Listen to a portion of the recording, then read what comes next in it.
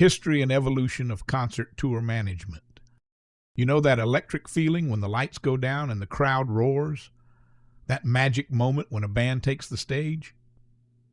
Well, there's an entire world behind those curtains that makes it all possible. Concert tour management didn't start with the glamorous productions we see today. It began in the shadows, literally backstage, during the era of vaudeville shows and traveling jazz bands. Picture this.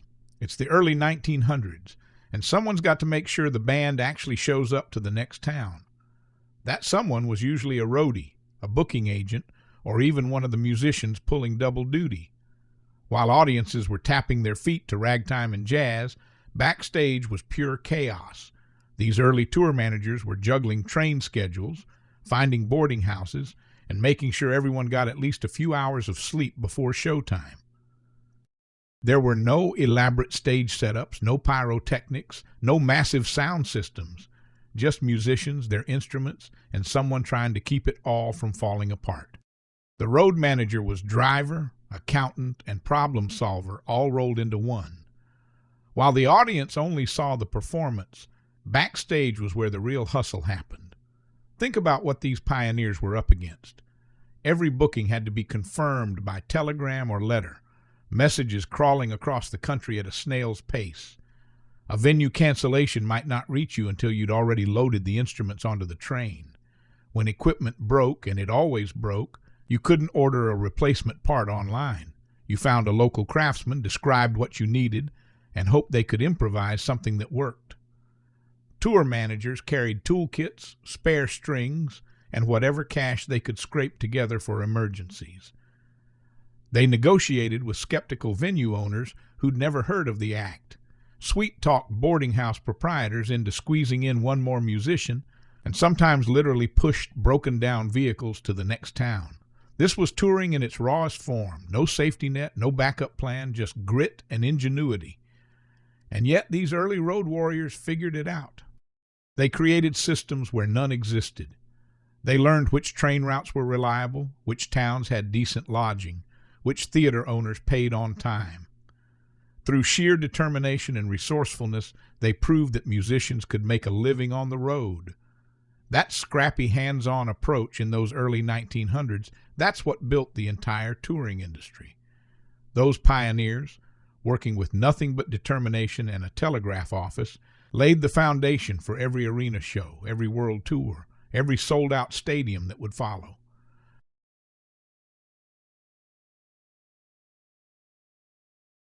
As music exploded in popularity, so did the complexity of putting on a show. Artists started touring beyond their hometowns, playing bigger venues to larger crowds. The excitement of live music was growing, but so were the headaches backstage. More people meant more logistics, more money to track, more things that could go wrong. What started as someone's side job became a full-time profession. Tour managers emerged as the unsung heroes who made sure that when the spotlight hit the stage, everything was ready. Then came the game changers, telephones and eventually mobile phones. Suddenly, that tour manager backstage could call ahead to the next venue, coordinate with the crew, and solve problems in real time instead of waiting days for a telegram response. Airlines opened up the world. Bands could play New York one night and Los Angeles 3 days later. International tours became possible. But with that excitement came new challenges backstage: customs regulations, work visas, different electrical systems for equipment, language barriers. Tour managers had to become part diplomat, part logistics expert. The music industry itself transformed. Record labels saw touring as essential for promoting albums and building fan bases.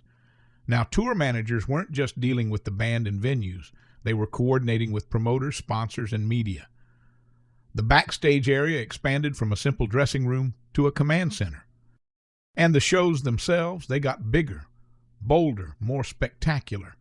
Elaborate stage designs, sophisticated lighting rigs, massive sound systems. While audiences were blown away by the production value, backstage was a carefully choreographed operation. Every light cue, every pyrotechnic blast, every costume change required meticulous planning and split-second timing. Digital technology revolutionized the game. GPS tracking for equipment trucks, cloud-based schedules accessible to the entire crew, instant messaging apps replacing those endless phone calls. What once required clipboards and prayer now happens with a few taps on a smartphone. Tour managers can monitor everything from their phone, where the buses are, whether the stage is being built on schedule, if there's a problem 3 cities ahead. But here's something new. Social media fans don't just want to see the show anymore. They want behind-the-scenes glimpses, real-time updates, that feeling of being part of the tour. Tour managers now work with marketing teams to share backstage moments while protecting the magic of the live experience. It's a delicate balance between revealing and preserving mystery. So here we are. Concert tour management evolved from one person with a suitcase and a prayer into a sophisticated profession requiring skills in negotiation, crisis management, technology, and cultural awareness. Every time you're in that audience, feeling the bass in your chest and singing along, remember there's an entire team backstage who made that moment possible. They've been planning, problem-solving, and coordinating for months so you can have those few hours of pure magic. And if you're thinking about entering this field, develop your problem-solving skills and stay flexible. Because in tour management, the only constant is that something unexpected will happen, and you'll need to handle it while the show goes on.